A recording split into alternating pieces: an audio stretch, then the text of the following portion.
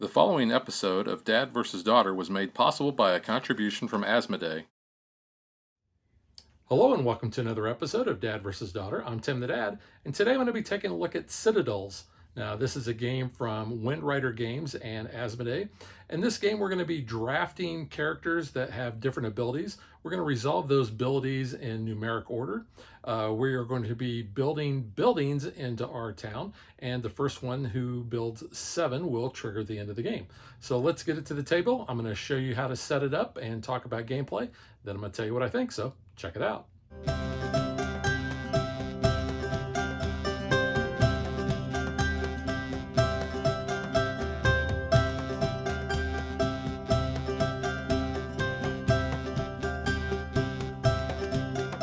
Citadels originally came out in year 2000, and when it came out, you only had these 8 characters on the bottom: the assassin, thief, magician, king, bishop, merchant, architect, and diplomat. There was also an expansion that came out a few years after that, and then this definitive edition came out several years ago. And not only did you get the base, the expansion, but you also got some more characters as well. So you can see we have 16 more characters up here, plus we also have these level 9 characters. Now the magistrate and the blackmailer have different tokens that they are going to be using if those characters are in play. So you can see the magistrate has these 3 tokens and the blackmailer has those 2. And I'll talk about those more when I talk about the individual characteristics of the characters. You're going to score points in a number of ways, and the player aid card outlines this pretty well. It says when a city has 7 districts, the game ends after the current round and you score points. So you're going to score 1 point per the coin that's on your districts, and I'm going to talk about those cards in a minute. 3 points if you have at least 1 district of each type in your city. 4 points if you're the first player who completed their city. 2 points for any other player who completed their city, and any extra points that you would get from unique districts. So these are the district cards that we're going to be building on our turn. So you can see the cost here. So the temple would cost 1 gold coin, and it has the blue symbol, which is the religious symbol. And you can see we have several copies of that. You can only ever have 1 copy of a particular building in your city. So you could never have more than 1 temple or such. So you can see the other religious cards we have some churches, monasteries, cathedrals, and then the red are the military cards. So we have some watchtowers, some prisons, some barracks, fortresses, and then these gold are the noble districts.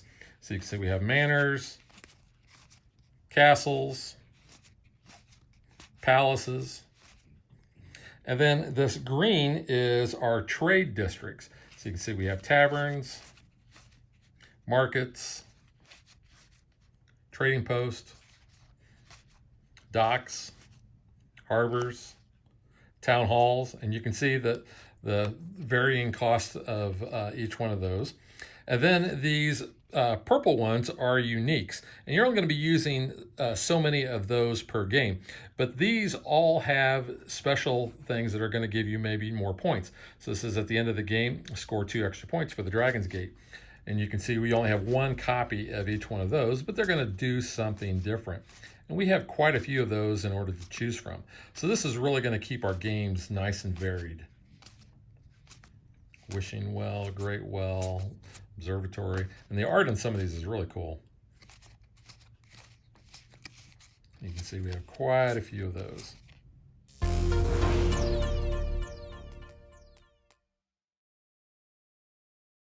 So basically, to set up the game, what you're going to do is you are going to pick 1 character from any of the sets, but you only want 1 of a number. So you only want 1 number 1, 1 number 2, 1 number 3, etc. And like I said, depending on the number of players in a game, that will determine if you are going to be using the level 9 characters. But the book has a lot of really great preset options you can see here. And those are going to tell you which characters that you're going to use and which unique districts to add. So these have all kind of been put together to give your game a certain flavor. And it shows if this was an original game character, if it was part of the Dark City expansion, or if it was new to the edition. And you have several of these presets that you can use. Of course, you can make up your own as well. And then the book also has a breakdown of each of the different characters and what their abilities are.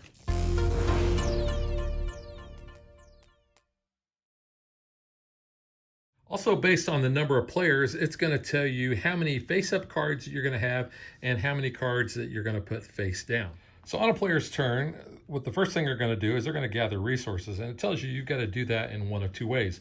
You're either going to take 2 coins from the bank, or you're going to draw 2 of those district cards. You're going to choose one to keep, and then you're going to place the other one on the bottom of the deck.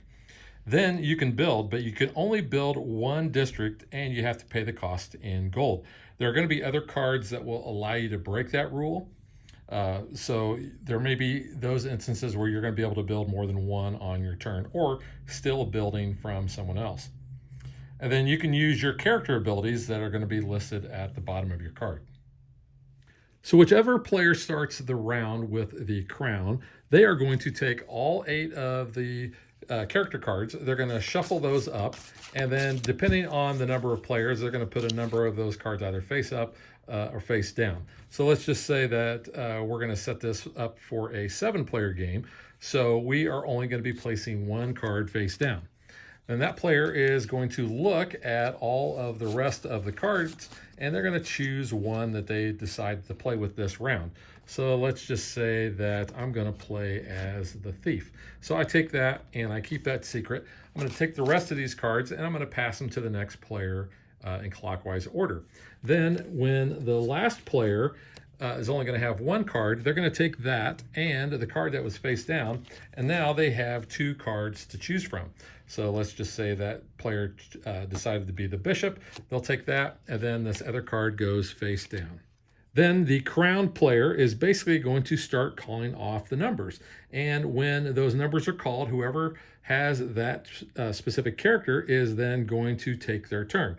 And like I said, they're going to be gathering their resources, they're going to be playing their abilities and such. And they're going to continue until all 8 cards have been called. Now, when that card that is face down gets called, then obviously nobody is going to be answering for that one, so you'll just skip that. So as you resolve the characters from 1 to 8, whichever character had that crown on them, they will take the crown and they will basically be the crowned player for the next turn. So they'll be the one who starts the picking of the characters and the calling of the numbers. Once a certain player has completed their 7th district in their city, that signals the end of the game. You're going to finish the round, you're going to tally up the points, and find out who wins. And that's pretty much how you play Citadels. So now let's get to what I think.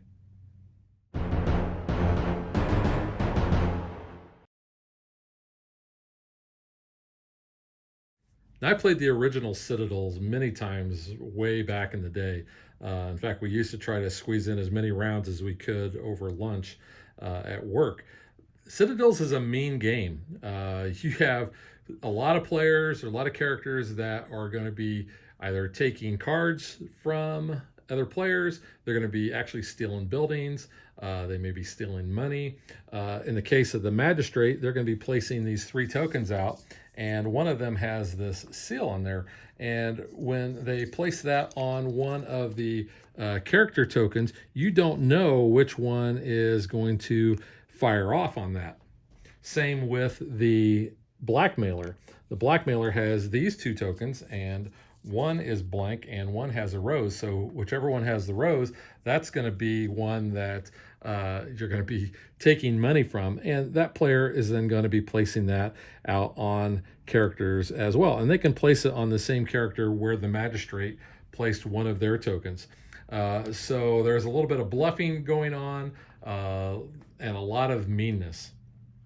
I really like the fact that the rule book gives you all those different scenarios that you can set up for certain flavors of the game. And I like having this definitive edition because having all these different players and having the basic configuration laid out for you means that you can have different games every time that you sit down, because you have all these different combinations, since you have essentially 3 sets of characters that go from 1 to 9. But the gameplay is very solid. It plays very fast. new players that come into the game that have never played it before, I think it's real easy for them to pick up because once you really get that first round under your belt, it's really learning what the character abilities do. And that's just going to come from experience. But the gameplay itself, I think, is very simple. The artwork on the cards, I think, is really good too. Plus, these have a nice linen finish. The character cards are nice and big, so you don't have any problem reading what is on the card. But you can see those correspond, obviously, to the tokens that we have. But yeah, these look really nice.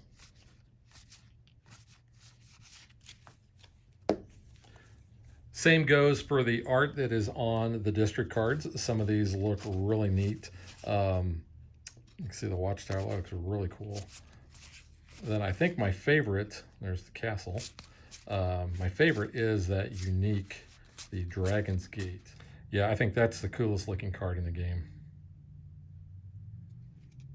But you have a whole stack of these.